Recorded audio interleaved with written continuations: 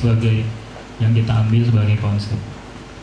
Nah, ini kita ngomongin posisi Jalan Malioboro di dalam kota Yogyakarta. Jadi di Yogyakarta itu mungkin kita semua sudah memahami bahwa ada nilai filosofis dan nilai imajiner yang ada di sana. Nah, Malioboro itu berada di posisi nilai garis filosofis di kota Yogyakarta.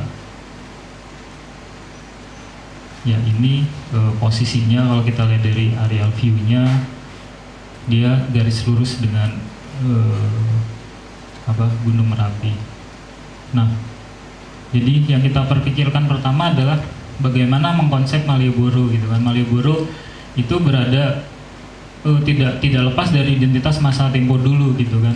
Ada Andong, ada yang mungkin yang tahun 70-an tuh masih merasakan sepeda gitu kan. Ada pohon yang rindang gitu kan. Tetapi apa yang kita lihat sekarang di Malioboro? Malioboro padat, Malioboro parkirnya sangat padat sekali, orang jalan kaki udah tidak nyaman gitu kan. Tapi di Malioboro ada nilai positifnya, sekarang udah mulai berkembang komunitas-komunitas gitu kan. Ada mulai ada angklung yang main di jalan gitu. Jadi ada atraksi-atraksi yang dikembangkan oleh komunitas. Nah, itu yang kita coba untuk develop menjadi identitas baru dari Malioboro sebagai kawasan teras budayanya Yogyakarta dan sebagai terasnya Indonesia gitu. Nah, yang kedua yaitu prinsip perencanaan secara makro. Di Yogyakarta itu setelah kita riset sebentar gitu, ternyata ada namanya patok negara gitu. Jadi patok negara ada di barat itu di Melangi, ada di selatan ada di Kasihan, ada di utara itu ada Pelosok Kuning, di timur ada Babatan. Nah, ini sangat unik di dunia mungkin tidak ada cara pengkonsepan dari sebuah kota yang ada gunung, ada laut, ada 3 sungai mengapit kiri dan mengapit kanan. Jadi Malioboro sangat kuat gitu. Nah, ini selanjutnya kita melihat bahwa Malioboro harus dijadikan kawasan yang bernapas budaya gitu dan berfilosofi yang kuat. Jadi karena tadi penciptanya sangat kuat, jadi harus kita makin kuatkan gitu.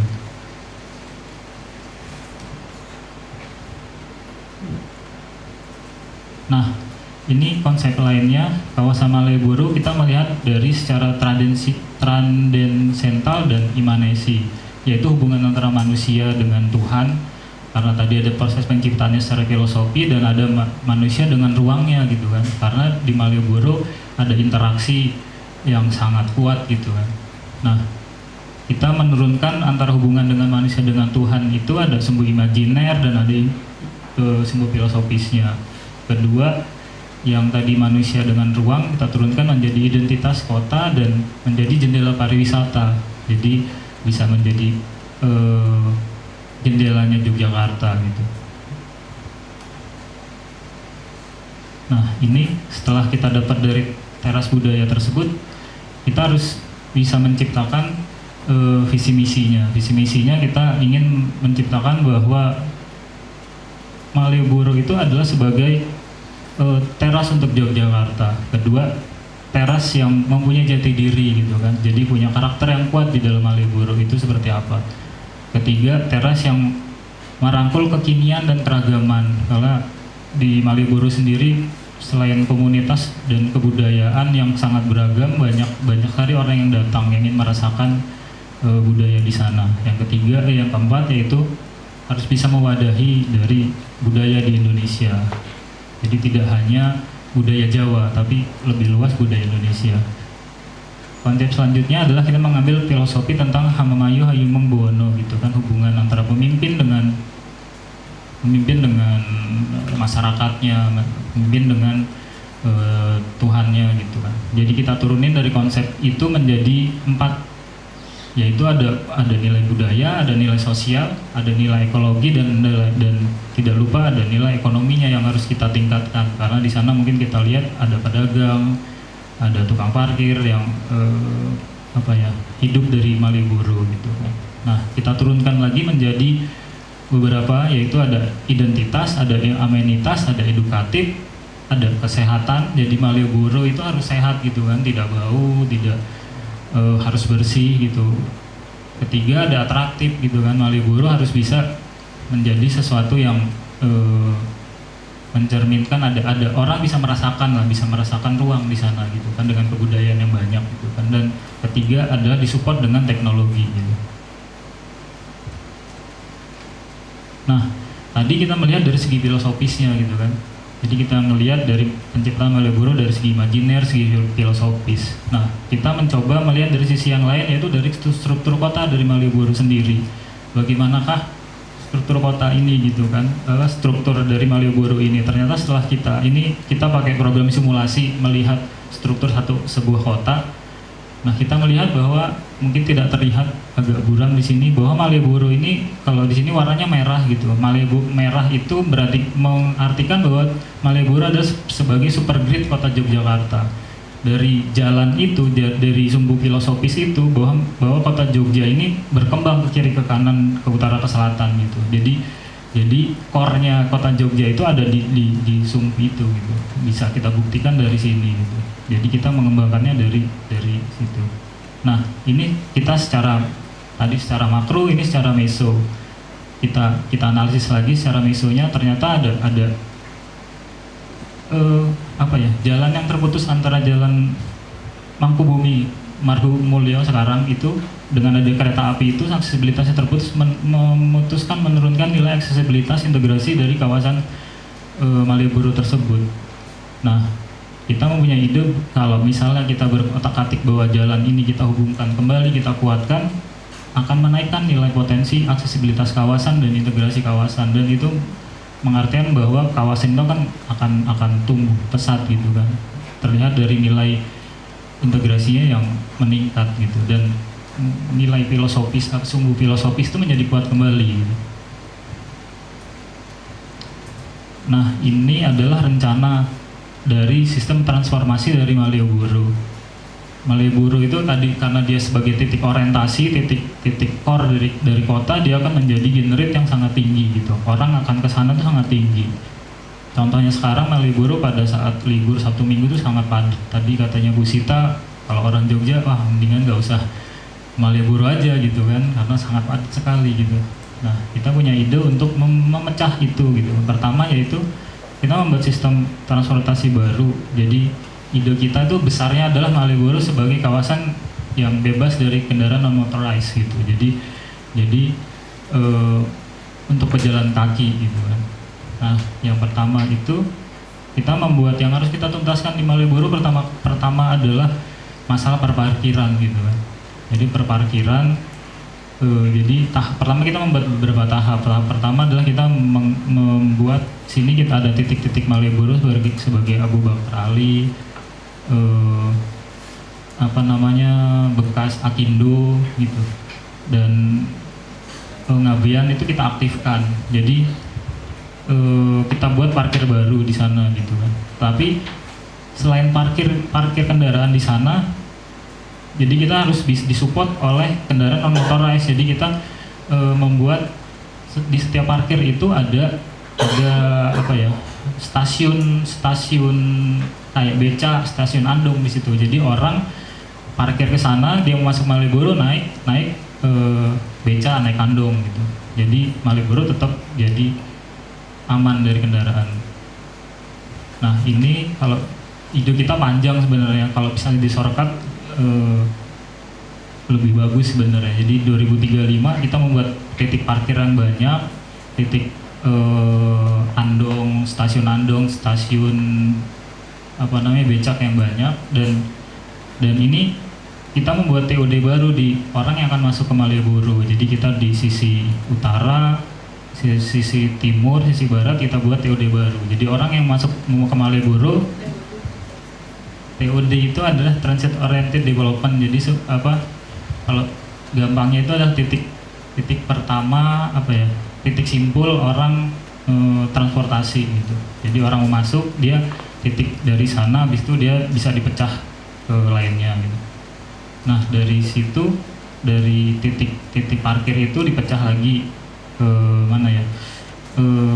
menggunakan non motorized tadi. Jadi ada beca, ada andong, sepeda gitu, persewaan sepeda gitu yang bisa masuk ke Malioboro.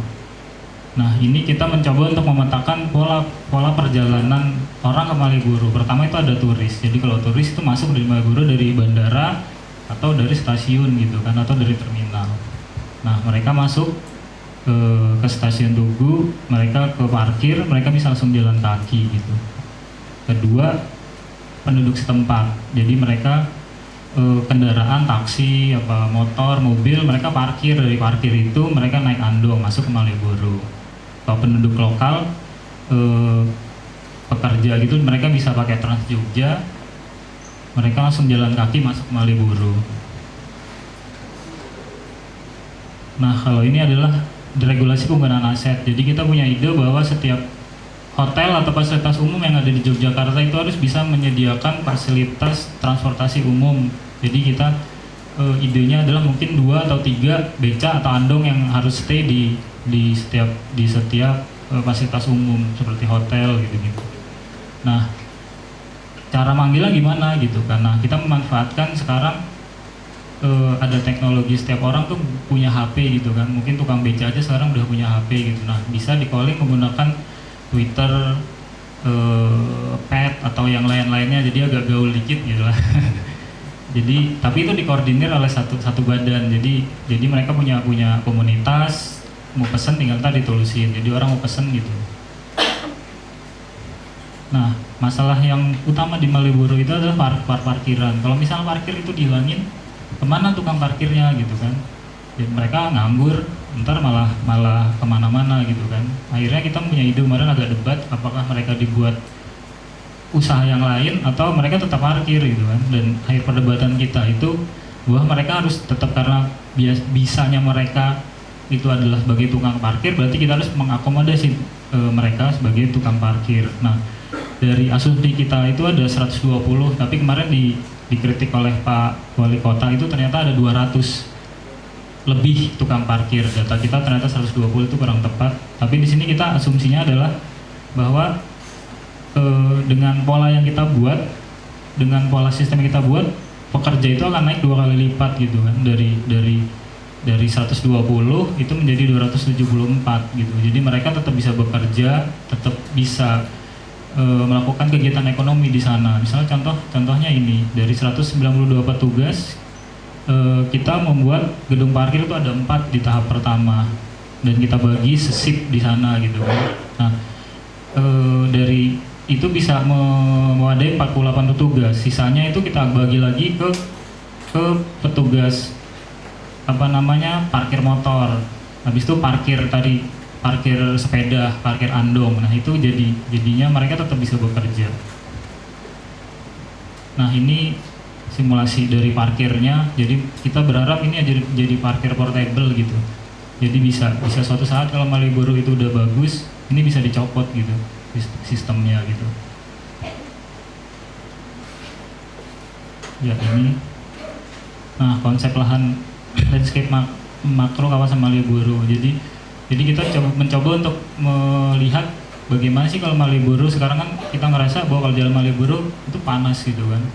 Kita ngerasa udah macet, panas banget gitu kan kiri kanannya. Jadi kita mencoba untuk membuat beberapa tahapan. Tahap pertama itu kita membuat di jalan Malioboro-nya sendiri, kita buat landscape yang baik gitu. Yang kedua kita buat kiri kanannya sampai ke kawasan Code sampai kiri kanannya. Yang ketiga itu kita menggarap ada open space di pemukiman belakang jalan Malioboro. Nah, ini. Nah, jadi kita mempunyai kata-kata bahwa Malioboro harus berkepri manusiaan dan berkepri tanaman gitu kan. Jadi harus tanggap terhadap tanaman juga. Nah, ini konsep dari tanaman tersebut gitu kan. Kita membuat 2 tingkatan tanaman di Malioboro, yaitu tanaman strata 1 dan 2 dan strata 3. Strata 1 dan 2 itu adalah tanaman yang kayak perdu gitu, yang bagian bawah itu. Yang strata 3 itu tanaman keras gitu. Nah, terjadi permasalahan yang ada sekarang bahwa Malioboro dengan konsep barir dari tanaman itu malah merusak konsep tata beratanya itu tadinya bagus, tapi dengan tumbuhnya tanaman itu jadi rusak gitu kan, jadi hancur gitu. Nah itu yang harus diperbaiki sistemnya. Nah konsep dari landscape sendiri ini sebenarnya ada kritik dari Pak Yuwono gitu, ternyata pohon Tanjung nggak boleh di Malioboro gitu, ternyata tidak memenuhi kaidah konsep filosofis yang ada di Malioboro, jadi pohon Tanjung mungkin tidak tepat. Nah kita punya konsep warna di dalam Malioboro gitu kan, mungkin agak kesulitan saat kita membuat konsep warna di dalam bangunan misalnya, ternyata kan sana ada bangunan yang konservasi yang nggak boleh diapa-apain mungkin gitu kan, jadi kita membuat warna di Malioboro untuk memperkuatnya dari tanaman. Jadi kita punya ide semakin ke atas dari warna hijau yang identik dengan keraton mungkin gitu kan, lama-lama putih itu melambangkan dari hubungan dengan Tuhan, jadi kita membuat tanaman-tanaman yang berwarna putih gitu. Nih, di tengah-tengah seperti di Ketandan itu warna merah gitu. Nah ini adalah konsep manajemen atraksi. Malioboro tidak lepas dari atraksi gitu kan. Malioboro tidak lepas dari kegiatan kesenian di sana gitu sebagai daya tariknya selain dari belanjanya. Nah kita membuat 5 untuk memperkuat jalur filosofis Malioboro. Sebenarnya nggak Malioboro aja, dari Tugu sampai Pangurakan gitu. Kita memperkuat yang ada sekarang itu di Tugu. Kita lihat malam itu pada foto-foto narsis gitu kan. Ada sampai jam 3 malam mungkin masih ada tuh yang foto-foto gitu kan. Nah itu kita mencoba untuk memecah dan memperkuatnya. Jadi ada di titik KR, ada di titik Malioboro sendiri, ada di titik 0 dan di titik alun-alun. Jadi kita memperkuat not kegiatan atraksi. Nah kita mencoba untuk memetakan apa aja sih yang ada di Malioboro gitu kan. Nah di Malioboro itu ada model atraksi, tipologinya ada parade gitu kan, ada tipologi komunitas gitu kan, ada tipologi dari show gitu kan, mungkin tahunan atau bulanan gitu. Nah, dan ada harian gitu kan, hari besar. Nah semua ini bisa diakses dari kegiatan ini bisa diakses menggunakan mungkin dari portal website gitu kan, Malioboro Koit. Jadi semua informasi orang yang mau datang bisa dilihat dulu di sana gitu. Ada apa di Malioboro hari ini, mereka bisa mengakses itu. Nah ini adalah contoh saat idenya adalah membuat titik 0 itu menjadi kawasan bebas pejalan kaki. Jadi merubah polanya yang bisa aksesibel bagi pejalan kaki, bisa aksesibel bagi orang cacat gitu kan. Jadi mereka nyaman untuk beratraksi di sana. Nah, sebenarnya banyak yang kita desain tuh, kita membuat 31 item perencanaan di sini. Mungkin saya cepat aja gitu. Yang ada di Malioboro. Pertama yang ide barunya adalah Smart Bolar. Smart Bolar ini adalah sebagai orientasi dari Malioboro. Mungkin kita rasakan sekarang saat kita kehilangan, mungkin kita orang berkelompok itu saat kita kehilangan teman, kita akan susah mencari dia di mana gitu kan. Saat dia di titik 0 apa-apa, mereka tidak punya orientasi ruang. Dengan Smart Bolar ini kita akan mudah untuk mengetahuinya, dan identitasnya kita mengambil dari aksara Jawa, dari Tugu sampai Pangurahan kita buat titik itu. Nah ini adalah visualisasinya. Jadi saat kita kehilangan teman, kita bisa tahu saya di posisi di titik no apa gitu kan, di katanya. Habis itu kita bisa ngelihat ininya, petanya gitu. Jadi orientasi ruangnya, jadi kita bisa tahu. Nah ini ada rekayasa penggal dari jalan tersebut. Permasalahan yang ada sekarang adalah tabrakan aktivitas. Jadi ada aktivitas orang jualan, ada pejalan kaki, ada kendaraan, ada andong, ada becak itu dalam satu ruang gitu kan. Dan itu menjadi masalah besar di Malioboro. Nah kita membuat wayang bare Malioboro untuk membagi-baginya gitu. Yang tadinya tabrakan dalam satu ruang, kita bagi-bagi, di mana ada untuk becaknya, ada andongnya, tempat parkirnya, ada untuk pejalan kakinya, ada untuk kendaraan yang boleh masuk adalah bis kota aja gitu. Nah ini yang ada sekarang, dan ini visualisasinya yang desain kita. Nah masalah yang kedua di Malioboro itu adalah pedagang gitu kan, yang ada sekarang, yang kita rasain sekarang saat kita masuk ke dalam lorong penjual itu kita akan malas untuk keluar karena semua akan tertutup oleh penjual pedagang kaki lima yang di sebelahnya, dan itu juga menutupi toko yang ada gitu. Nah, kita punya ide untuk merubah orientasi pola jalannya yang tadinya sejajar ini menjadi horizontal gitu, dan membuat pola baru dari sistem desain lapaknya gitu. Jadi bisa bongkar pasang dan saat enggak itu bisa diangkut gitu. Nah, ini desainnya yang kita buat. Karena maju kita membuat ada tutupnya gitu. Nah, ini Malioboro itu ada dua tipe. Jadi ada tipe pedagang makanan dan tipe penjual pernak-pernik. Dan ide kita juga tadi saya lupa bahwa kita selain yang sekarang kan ada penjualnya itu terserah tuh, jadi ada baju, ada pernak-pernik jadi satu. Nah, kita punya ide bahwa dibagi per penggal, dibagi per bagian, bahwa ini ada pernik, ini ada baju gitu. Jadi orang mencarinya jadi gampang.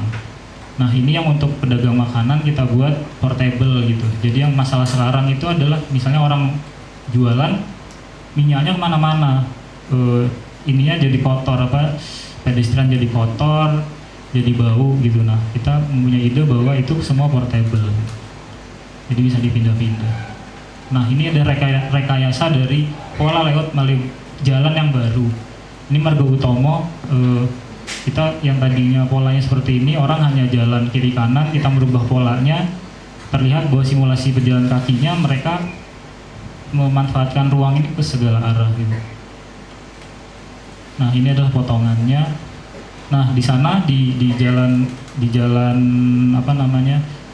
Margo Utomo itu kita membuat ada beberapa ide gitu kan. Pertama adalah diorama di titik tubuhnya sendiri yang mungkin sudah direncanakan, yaitu ada tubuh yang lama di sana. Kita ngasih ide bahwa di sana ada time space gitu. Jadi tetap ada tubuh baru, tubuh lama yang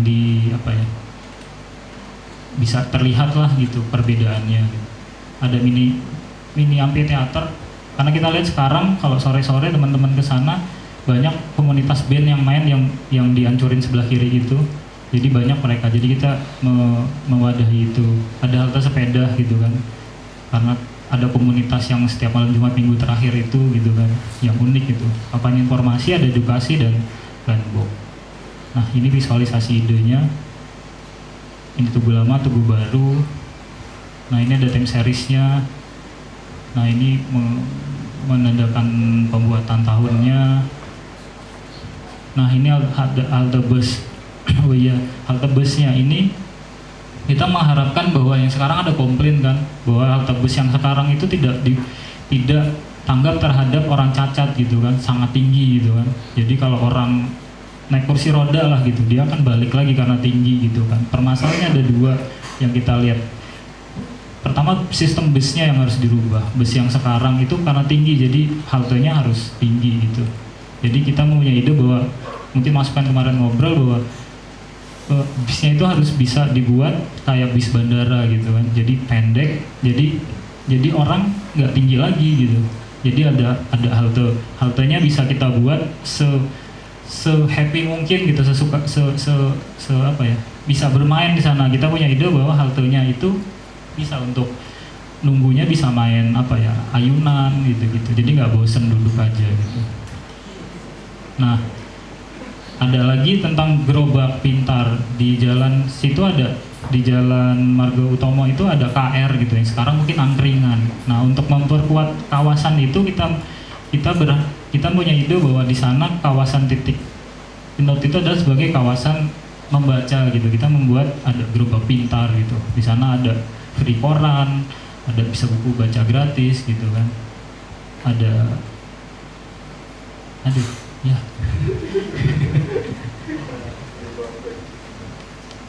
Error. Maaf.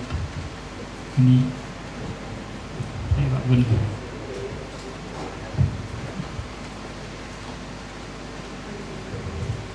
Mohon maaf.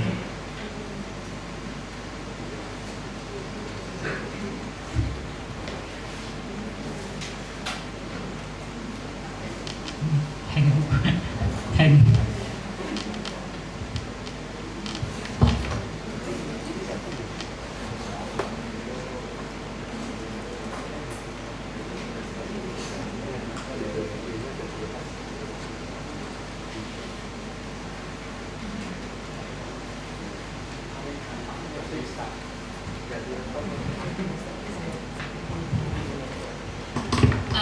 sambil menunggu ini persoalan teknis, teknologinya belum segaul yang memainkan.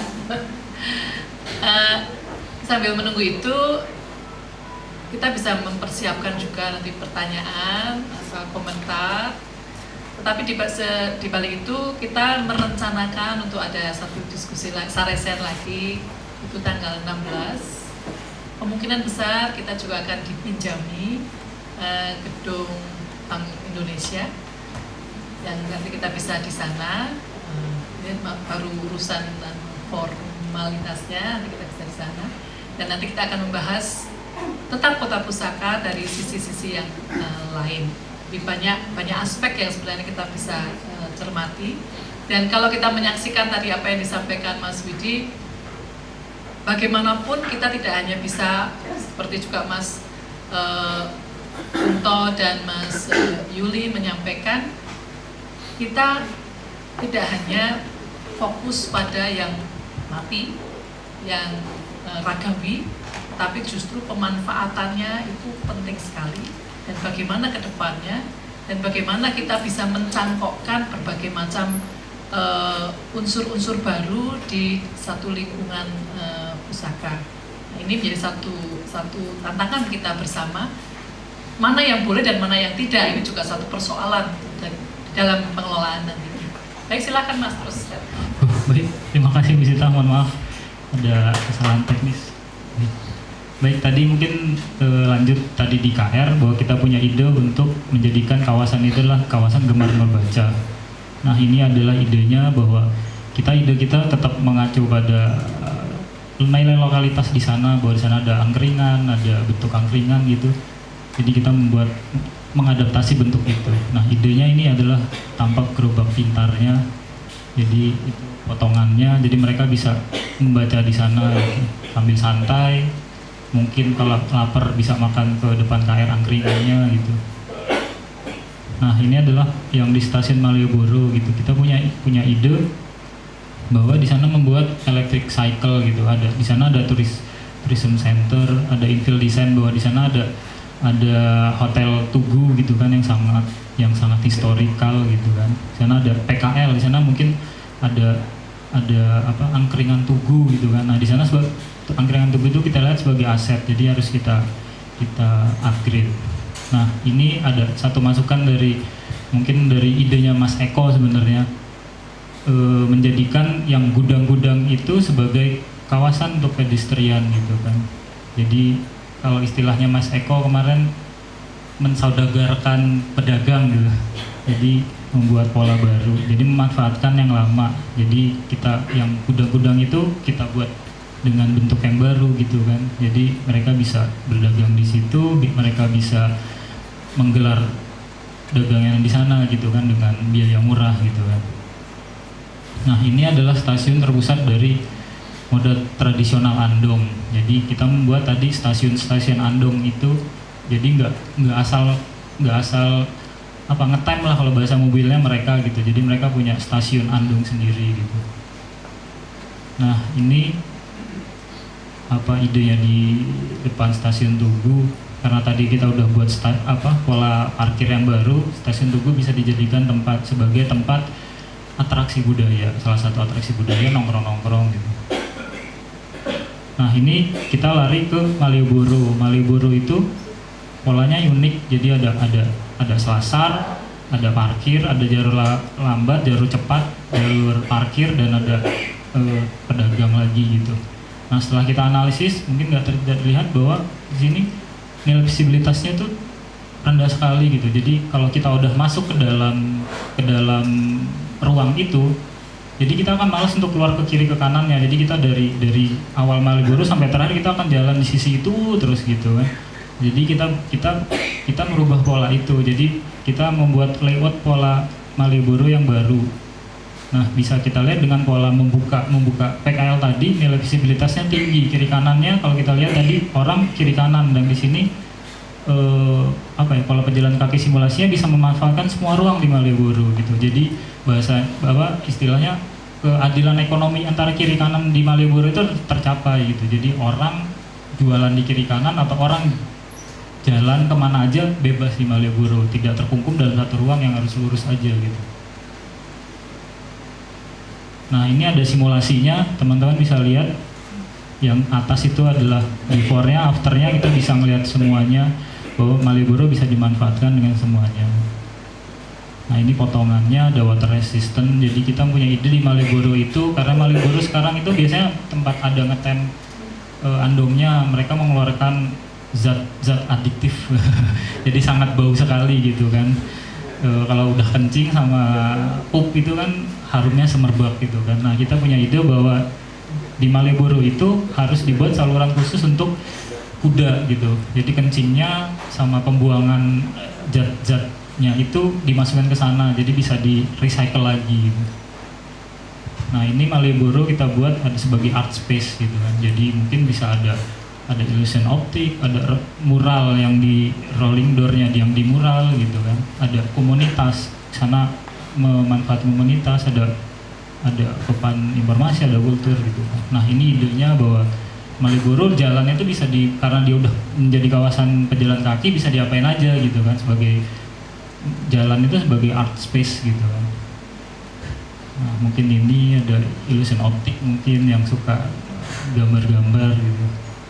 Nah ini tempat mereka membuat acara yang sekarang gendang-gendangan itu angklung itu terserah, mereka dibuat titik-titik jadi teratur gitu, nggak mengganggu pejalan kaki.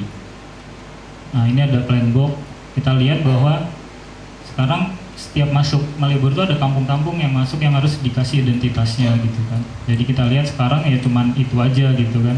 Nah kita membuat jalan itu sebagai kawasan yang ekologis gitu kan, enak untuk dijalanin, tapi ruangnya nggak ada karena nggak mungkin geser kiri kanan gitu kan. Jadi kita membuat plan box yang kiri kanan ditempelin tanaman gitu kan, jadi agak nyaman lah, agak hijau-hijau gitu.